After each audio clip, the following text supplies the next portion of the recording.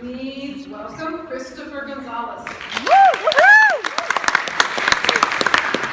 I will be telling you a mythical story about a living god named Janus. The Latin version is pronounced Janus.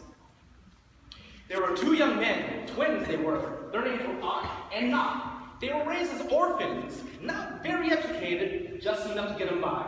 Well, they weren't very religious either, and this is why you might understand what I'm about to tell you.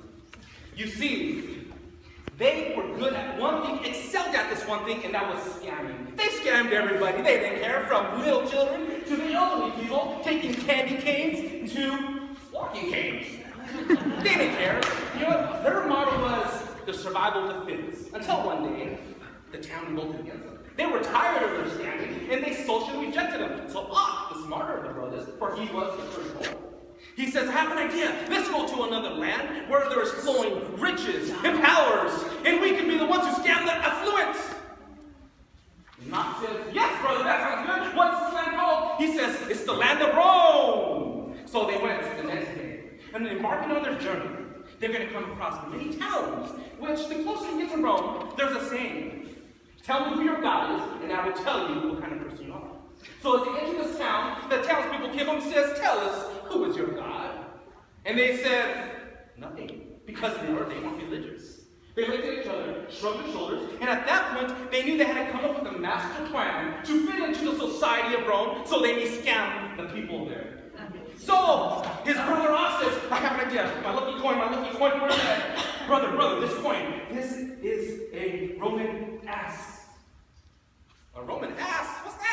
Well, you see, this is one of the first minted coins in Rome, and they call it an ass. But brother, hold on, listen. You see the face here? There's two faces facing either way. This is the Roman god.